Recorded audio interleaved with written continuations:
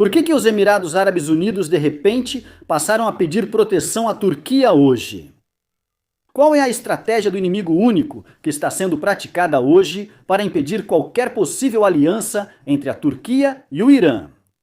Você consegue imaginar que 20% do tráfego global da internet agora está à mercê do que é chamado de golfinhos do Golfo? O Irã declara oficialmente o fim da era da hegemonia americana. Hoje, vamos revelar para vocês os detalhes da reunião secreta de Khamenei com os líderes da Guarda Revolucionária. E por quê? A resposta iraniana de hoje foi um tapa na coalizão Epstein. É um ponto de virada? Continuamos? Fiquem conosco!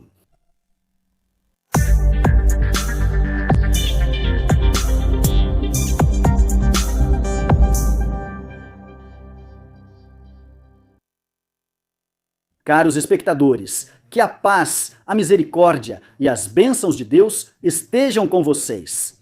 Sejam bem-vindos hoje a mais um encontro da nossa série de episódios de opinião que sempre dedicamos para acompanhar os últimos desenvolvimentos e novidades deste conflito que ocorre no Oriente Médio entre o Irã e a coalizão Epstein. Hoje, caros espectadores, o que mais chama a atenção neste conflito e nesta guerra é o retorno estratégico do Irã ao primeiro plano na região do Golfo e, de modo geral, no Oriente Médio. Então, o interessante hoje, caros espectadores, é que o Irã, com esses movimentos e essas respostas que demonstra a cada vez, não se trata de uma exibição de força, mas está deixando claro que a era da dominação absoluta dos Estados Unidos no Oriente Médio acabou e agora um novo tempo vai começar.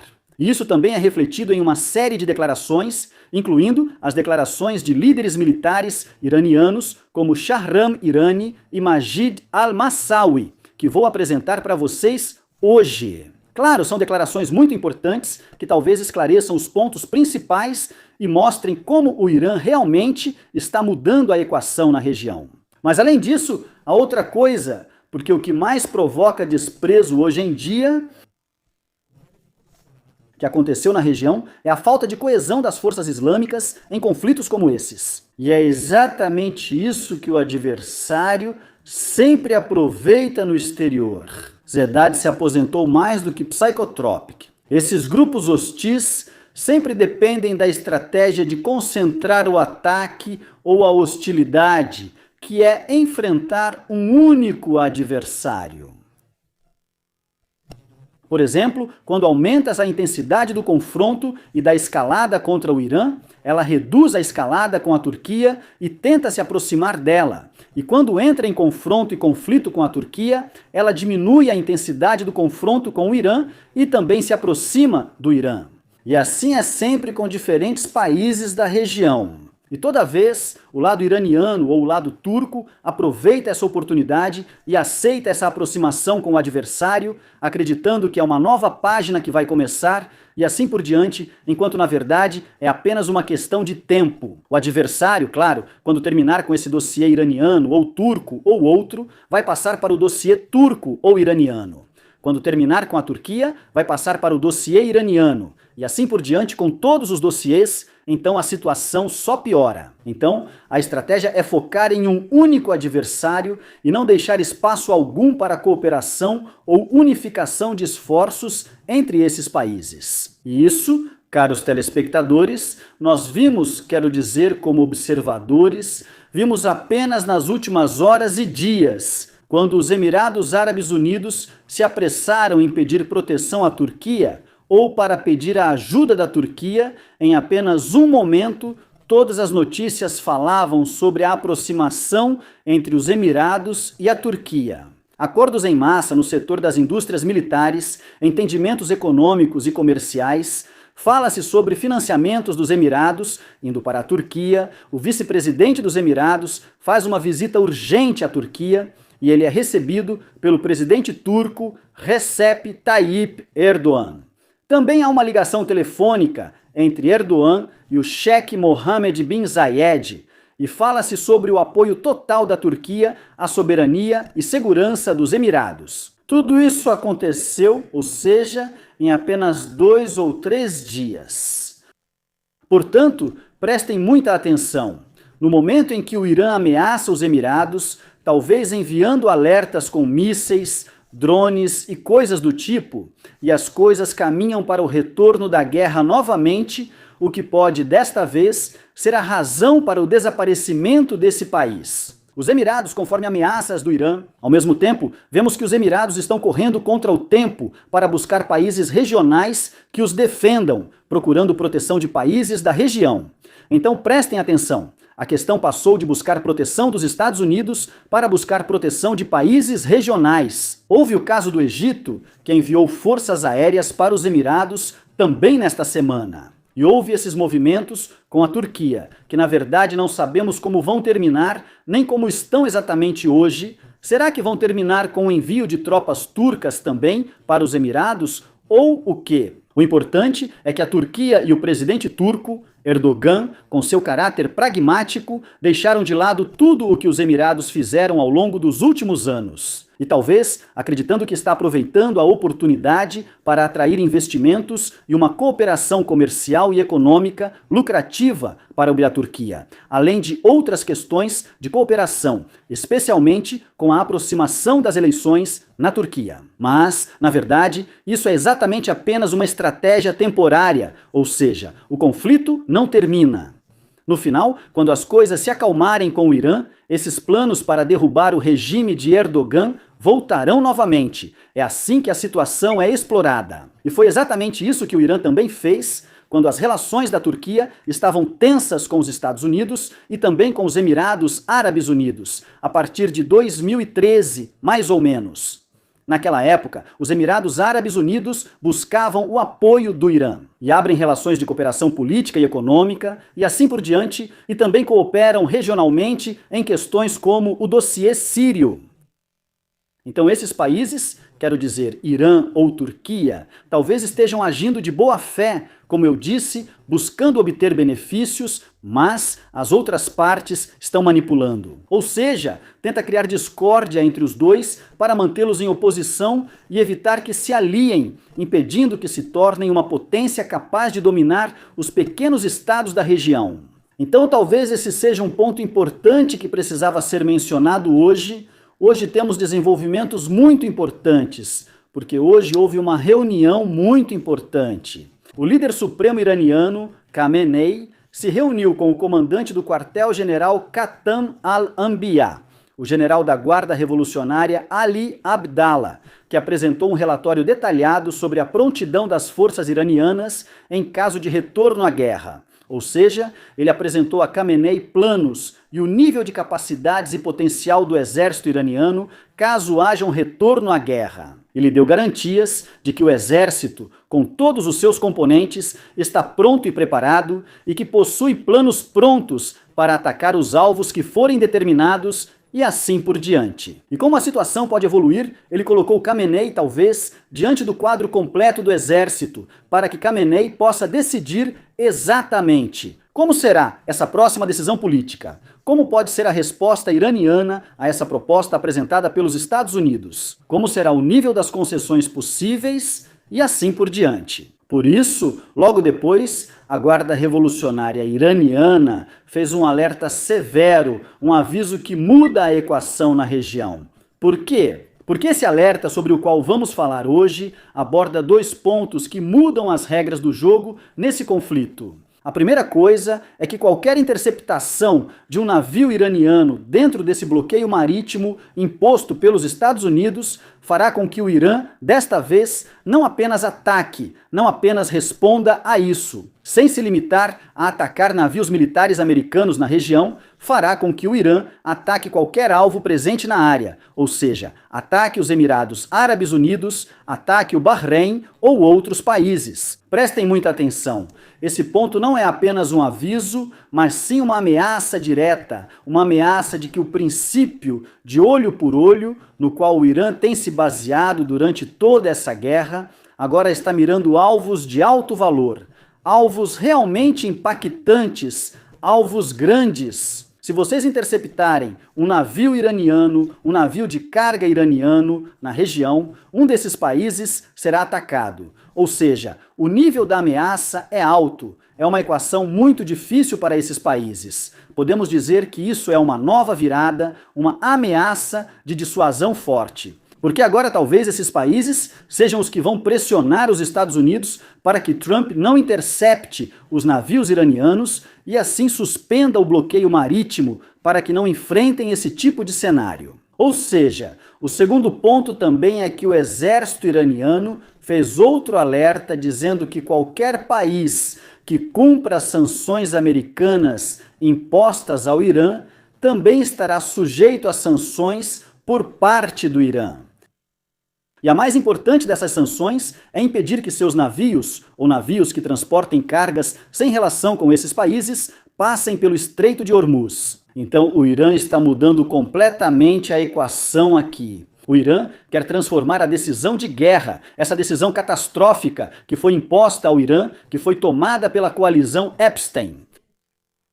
E a vitória nessa guerra é uma oportunidade para sair de todos os problemas que o Irã enfrentou durante décadas de dificuldades. Essa determinação fará com que todos os países que querem petróleo ou gás vindo do Golfo ou que querem vender produtos sejam obrigados a ter relações normais com o Irã, sem nenhuma sanção. Caso contrário, esses navios e esses produtos não passarão pelo Estreito de Hormuz. E esse é um direito natural e legal para o Irã, considerando que até mesmo essas sanções que os Estados Unidos impõem ao Irã há décadas não são legais. Não são sanções internacionais impostas pela ONU ou algo parecido. São sanções impostas de acordo com a lei americana, então outros países não são obrigados a cumpri-las só porque os Estados Unidos as impuseram. Então, a resposta iraniana aqui é clara, legal e correta. E isso fará com que muitos países realmente busquem o apoio do Irã e também normalizem completamente suas relações com o Irã. Caros telespectadores, hoje temos uma nova arma iraniana que foi revelada. Na verdade, não é uma arma nova, mas falar sobre ela e sobre seu uso neste conflito é algo novo. É a primeira vez. Essa arma é conhecida como Golfinhos do Golfo. Trata-se de submarinos da classe Gadir, submarinos de pequeno porte, com comprimento que não ultrapassa 30 metros e largura que não passa de 3 metros. Ela transporta a bordo apenas de 7 a 11 militares. Na verdade, ela foi projetada especificamente para águas rasas e estreitas, exatamente como o Estreito de Hormuz, e é capaz de se camuflar. Esse submarino, só para que todos saibam, teve uma experiência muito importante em 2015, que foi conseguir se aproximar de um porta-aviões americano naquele ano. E foram tiradas fotos dela sem que fosse detectada pelas forças americanas. Então, em 2015, talvez tenham tirado apenas uma foto. Se essa experiência se repetir, os resultados serão catastróficos para o porta-aviões, aviões, destroyers ou outros alvos. E hoje, o que a Marinha iraniana diz? Ela diz que esses submarinos estão agora presentes, atualmente espalhados nas águas do Estreito de Hormuz, e estão cumprindo suas missões completas, sem serem detectados pelas forças americanas. O Irã possui 21 submarinos desse tipo, e a principal característica desses submarinos, que acredito que o anúncio de hoje foi feito por esse motivo. Claro, é que eles carregam minas navais a bordo, capazes de plantar essas minas em qualquer área, a qualquer momento, sem serem detectados pelas forças inimigas também, além de carregarem mísseis de cruzeiro navais. E a maior vantagem deles é que são de tamanho pequeno, lançam o míssil debaixo d'água e depois desaparecem de vista atrás das rochas submarinas no fundo do mar.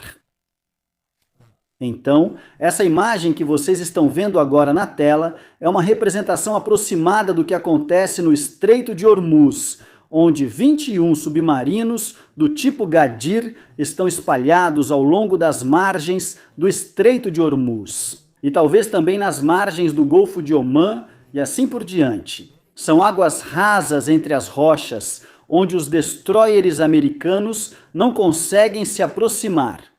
Assim que os destroyers americanos tentam atravessar o Estreito de Hormuz pelo meio, eles encontram mísseis de cruzeiro saindo das profundezas das águas. Desses submarinos, e aqui estamos falando de um grande número, cerca de 21 submarinos, talvez o Irã precise apenas da metade para essa missão, ou seja, 10 submarinos seriam suficientes, talvez. Essa arma que foi mencionada hoje por Shahram Irani não foi fruto do acaso de forma alguma. Isso mostra como as armas do Irã no Estreito de Hormuz são realmente variadas e diferentes. E isso também foi confirmado por Majid Mousa, o comandante da Força Aérea Iraniana, da mesma forma que falou sobre os mísseis e drones do Irã, entre outras coisas. Há uma grande variedade de armas. Na verdade, não existe apenas uma arma, e todas elas são de baixo custo. Os Estados Unidos, que possuem os destroyers mais caros,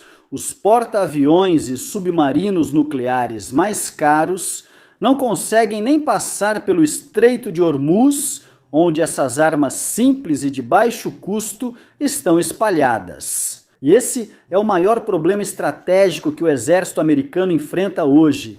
E eles discutem isso hoje no Pentágono, porque o exército americano investe em superioridade militar, em armas pesadas, em armas usadas em confrontos convencionais, enquanto enfrenta grandes dificuldades em confrontos desse tipo, que acontecem em certas condições diferentes, condições geográficas diferentes, enquanto o Irã estudou muito bem sua situação geográfica, onde está localizado, como são as condições geográficas lá e assim por diante. E investiu em armas defensivas flexíveis, baratas e extremamente eficazes nessa região. E todas são armas de fabricação local. O Irã, desde o fim da guerra com o Iraque, só compra armas para fazer engenharia reversa nessas armas e assim desenvolvemos modelos locais avançados dessas armas. O Irã sabia que esse dia realmente chegaria, que viria inevitavelmente, por isso estava se preparando exatamente para esse dia. E o resultado vocês estão vendo hoje, caros amigos. Ou seja, apesar de décadas muito longas de sanções, ela está enfrentando com sucesso a nação mais poderosa do mundo. Então, a verdadeira pergunta hoje é: e se não houvesse essas sanções? Ou seja, como seria o Irã sem essas sanções?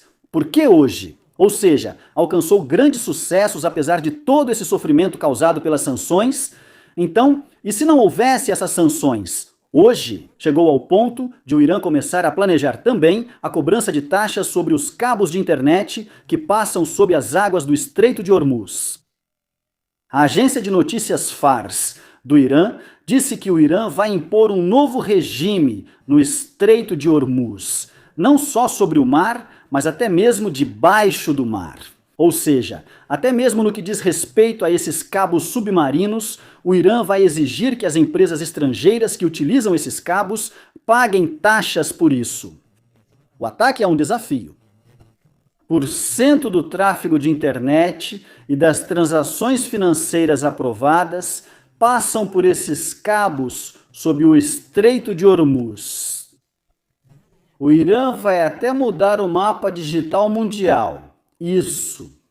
Na verdade, a guerra foi um grande benefício para o Irã e pode ser que vocês odeiem algo que é bom para vocês, porque essa guerra revelou o tamanho das capacidades militares do Irã. A mídia ocidental e árabe tendenciosa, e assim por diante, passou anos tentando menosprezar os esforços militares do Irã, menosprezar as armas que o Irã desenvolveu. Eles diziam que o Irã só tinha armas de exibição, que os mísseis eram apenas fogos de artifício, que os drones eram apenas aviões de brinquedo e assim por diante. Sempre promoviam a ideia de que não se podia confiar no Irã porque era tecnologicamente fraco, mas esta guerra esclareceu as coisas, revelou a verdade.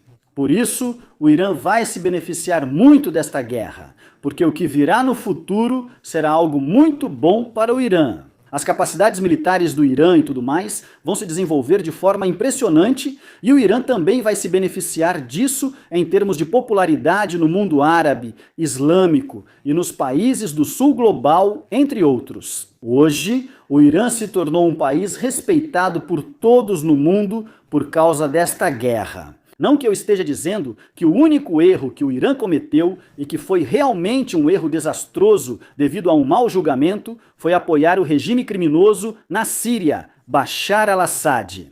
Talvez agora o Irã esteja corrigindo esse erro. E essa guerra salvou a imagem do Irã no mundo árabe, depois que ela havia sido destruída por causa dos acontecimentos na Síria.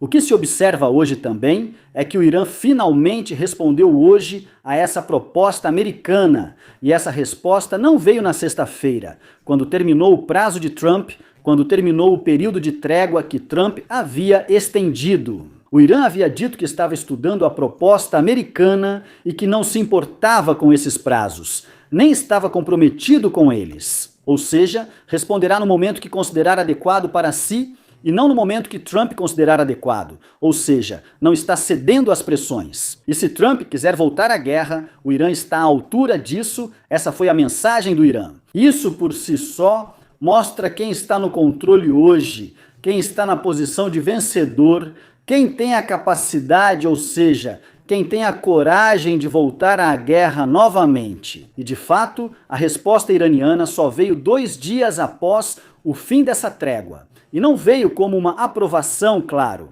mas sim com alterações na proposta de acordo com os interesses do Irã.